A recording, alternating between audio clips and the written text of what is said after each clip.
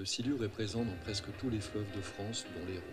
Pour les siluristes, c'est la pêche au gros en eau douce. Les sensations sont garanties et les combats physiques. Plusieurs techniques existent pour pêcher le silure.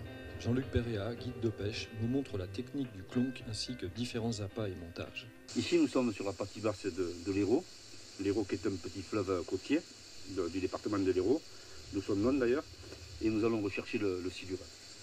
Alors on va, comme technique, on va essayer de prendre quelques silures déjà aux appâts. Moi j'utilise comme appât les bouquets de verre canadiens de préférence bien sûr parce qu'ils sont très gros. De la sèche, des blancs de sèche ou de la sèche très fraîche. Et également des vifs qui sont des carassins. On utilisera aussi certainement des leurres souples sur lesquels je mettrai de la lactan, c'est de l'extrait d'huile de poisson, et on va voir sur quoi les silures vont répondre le mieux. Je remonte. Voilà, il me le prend là. Là, il a dans la gueule. Là, je pense qu'il est pris. Voilà, il est pris. C'est un petit, hein. C'est un tout petit poisson.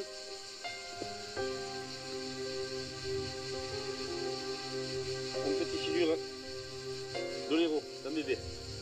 Oh là là, il est petit. Tout petit poisson. Voilà, c'est ce que j'avais dit tout à l'heure. Je vais essayer de pas.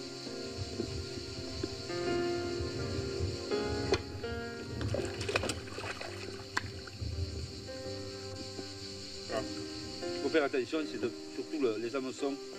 Voilà, il a bien tout pris. Manger. Voilà un petit silure.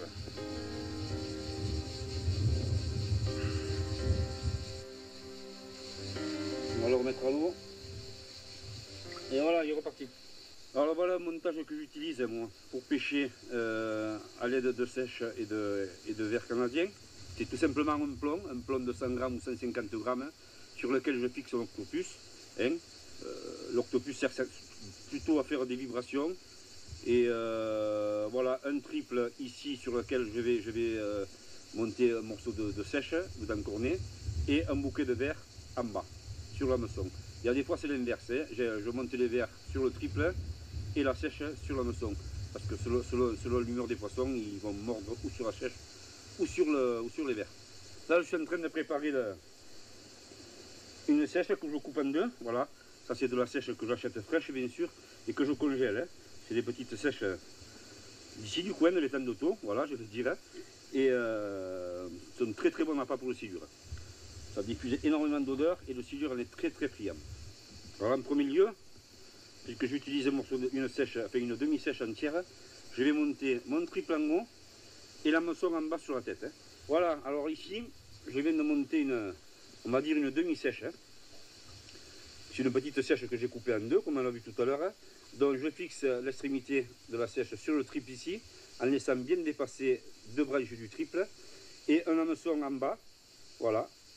Alors voilà, ce qui arrive souvent, c'est que le silure, attiré par l'odeur de l'appât, lorsqu'il n'est pas trop mordeur, viennent juste voir ce qui se passe. Grâce à ses moustaches, il vient friser l'appât comme ça. Du bout des lèvres, souvent, attrape l'appât. Et si ça ne lui plaît pas, il relâche de suite. Par contre, lorsque ça lui plaît, il y a deux façons de voir des touches sur les silures. C'est que la première, c'est que lorsqu'il prend l'appât, il l'attrape dans la gueule et se laisse descendre avec l'appât au fond. C'est-à-dire que la canne va plier et on a une sensation de lourdeur sur la canne. Là, il faut laisser faire et ensuite ferrer en rendant bien la main au début. Et par contre, des fois, c'est le contraire. Il va venir taper la sèche ou l'appât très très violemment et en faisant vraiment taper la canne très très fortement. Voilà, c'est pas les mêmes touches souvent que nous avons avec les silures. Voilà, et ce montage est fait pour ça justement.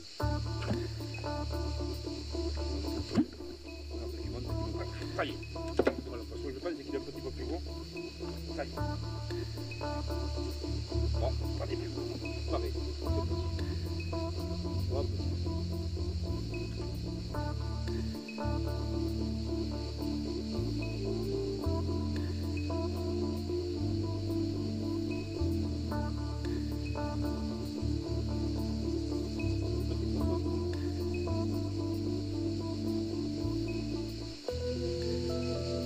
va quand même pas mal.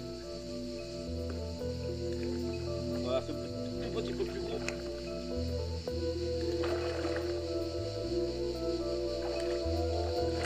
Il veut pas monter.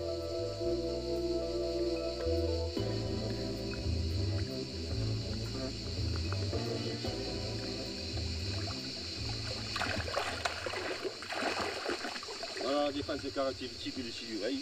Quand il monte, il tourne, hein. Il vrille. Hein. On va chercher les câbles.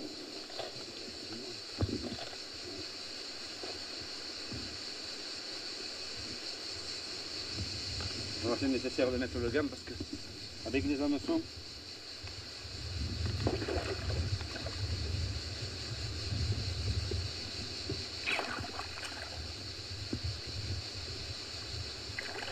voilà. Ah ben l'échosondeur est nécessaire. Hein. Ne serait-ce que pour voir le fond, bien sûr, parce qu'il faut, si on ne voit pas où on pêche, ben, c'est pratiquement inutile de pêcher, de silure comme ça.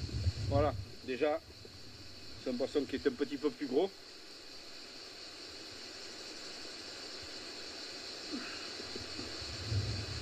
Voilà, on voit bien les dents en forme de râpe qu'il a. Ouais, voilà. Voilà. Et là, ah, il y a quelque chose dans l'estomac, je ne sais pas ce que c'est, mais c'est jamais mangé. Allez, on va le remettre à l'eau. Allez. Voilà, c'est bien parti. Donc là, on a un poisson qui est en train de remonter, là, voilà. Voilà, on le voit ici monter, là. On voit le poisson qui monte, là. On le voit ici. Mon appât est ici, hein. Donc il vient sous mon appât. Voilà, on le voit bien. Il va redescendre, là. Il n'est pas intéressé, il redescend. Là, mais le clon, je pense, va le refaire remonter. Voilà, il remonte. Voilà, on voit l'écho jaune qui est en train de monter. C'est pas un gros poisson, il redescend. Donc l'appât ne l'intéresse pas, apparemment. Alors, ce que je vais faire, voilà, il monte sur l'appât. Là, on le voit bien. On le voit bien. Là, l'appât ne l'intéresse pas. Il est juste sous l'appât. Voilà, on voit le rouge de l'écho. Je vais descendre carrément l'appât.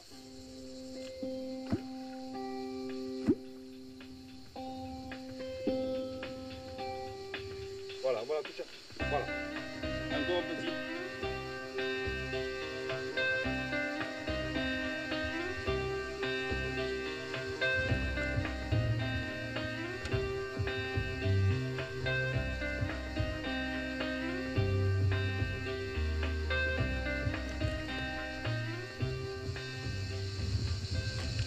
Et voilà, encore un bébé. Voilà la preuve que les silures ici se plaisent énormément. Hein. Il y a énormément de reproduction. Là, ça fait déjà 3 poissons, 3 tailles différentes. Hein.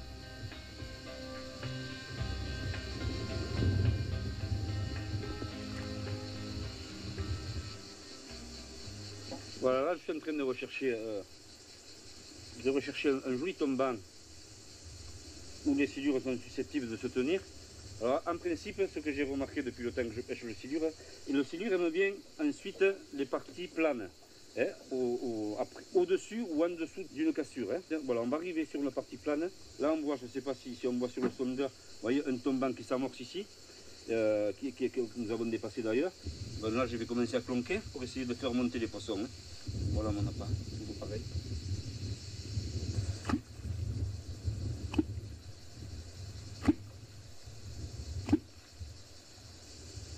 Donc là, je suis en train d'utiliser cet engin qui s'appelle un clonk. Voilà, le fait de taper l'eau avec le clonk de cette manière, de cette façon, ça excite les silures.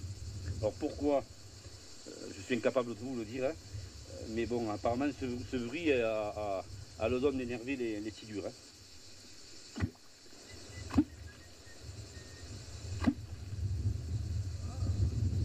Bon, il n'est pas intéressé. On va se déplacer un petit peu.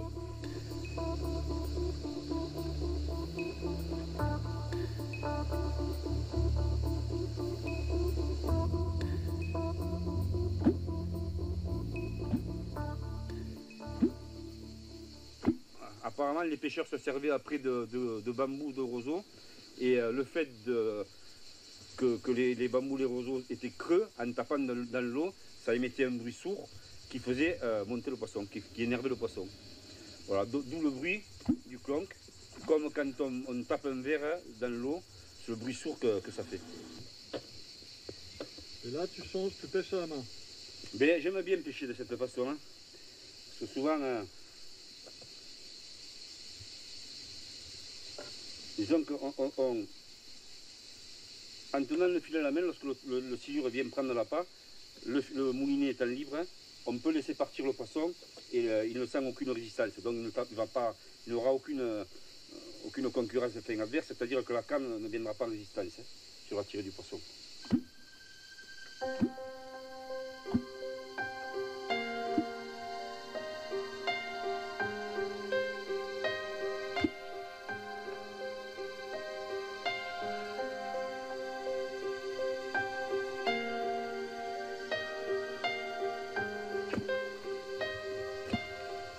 Là, ça y est, là il y en a un qui est monté, ça y est, il m'a pris, Hop.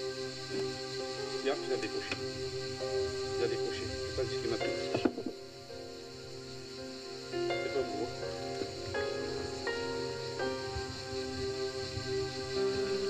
Même pas. Mais c'est pas gros. Il m'a sorti, ouais. Il m'a sorti l'hameçon. Voilà, il a arraché la sèche de l'hameçon, la tête de la sèche. Donc ce qu'on va faire, hein, puisqu'ils ne sont pas très intéressés par la sèche, on va laisser ce morceau, voilà, ici sur le triple, et on va monter quelques verres sur l'hameçon.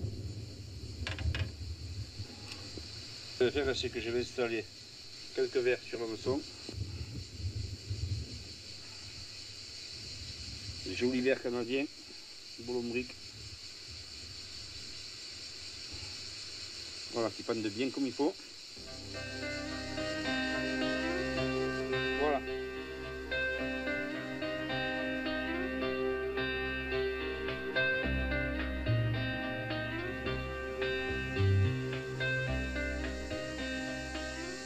Ah, il reste plus de verre.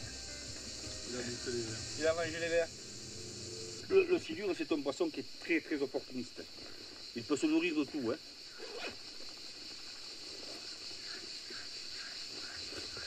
Il peut très bien se nourrir d'écrevisses, de mulets lorsqu'il y a une grosse concentration parce que les mulets remontent hein, par période ici. Donc il a des préférences. Il peut se nourrir de brèmes, de moules d'anodontes aussi. Il aime bien les anodontes. Et on ne sait pas pourquoi, il y a des périodes où il a des préférences. Et voilà notre petit, décidément.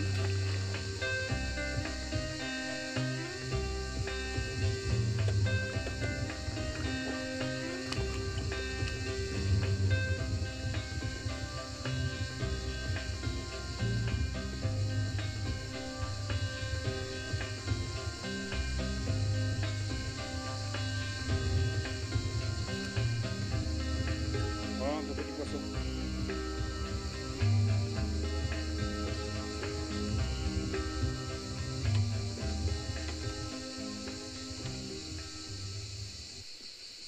Voilà, donc là, nous sommes sur un poste que j'aime bien pêcher parce que il y a des postes que je préfère par rapport à d'autres. C'est des endroits où se trouvent des troncs immergés, hein, ou le long de roselières.